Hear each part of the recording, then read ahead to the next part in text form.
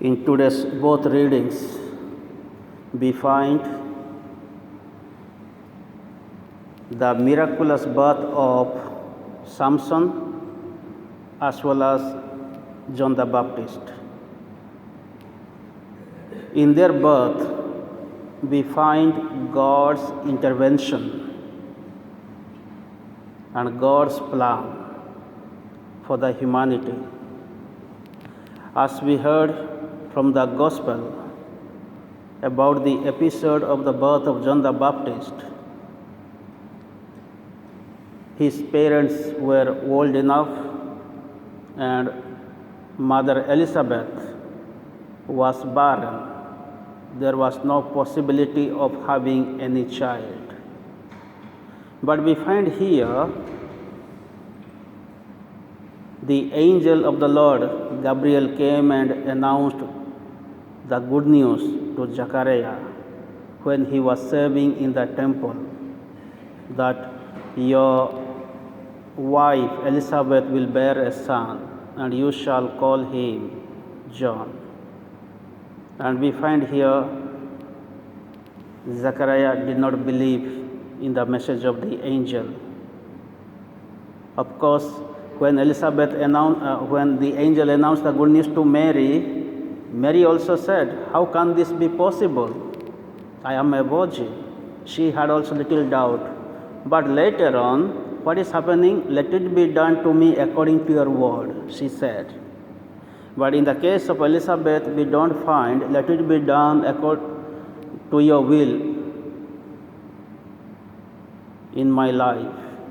So this is what he was given the medicinal punishment, like that he became a dumb until the child was born and he was named.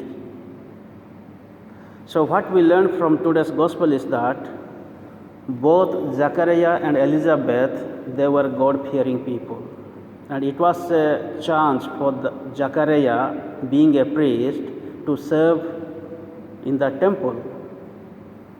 And to serve in the temple, it was not easy to go to the Holy of Holies, means to the altar.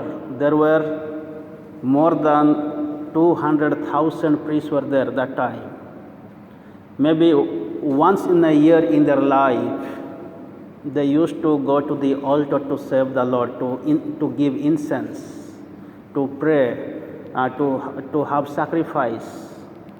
And once in a year, only the high priest was able to go to the Holy of Holies on the Day of Atonement. So it was for him an opportunity to get that particular day to serve the Lord on the altar. And only in the life of Zechariah we find such a great miracle. There were more than 200,000 priests were there. But we don't find what happened on the sanctuary in their lives. But in the life of Zechariah we find something has happened on the sanctuary, that he received God's message and he is going to receive a son, because God has heard his prayer, the prayer of Elizabeth too. So this is what we need to learn, is that people, those who constantly pray to the Lord with humility, obedience, doing God's will with sincerity, surely God will hear our prayer too. So many years we have been praying, so many years we have been serving. Now we have also received the power in the church to serve in the church. So whether have we received some kind of power, God's power in our life or not?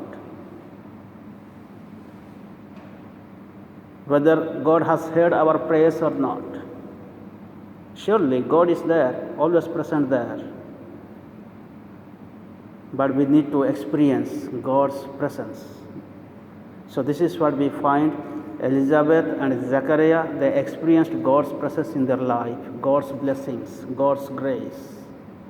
As we have come around this altar, Let us pray today very specially to the Lord that we may always serve the Lord with humility, with purity of heart and mind. And let us not be discouraged, disappointed in our worship to the true living God. Even though they were old enough, they were always praying to the Lord. They were always going to the church. They were always serving the Lord. May the good Lord bless us all in this Mass and help us to worship the true living God as Zechariah and Elizabeth worshiped God in the temple.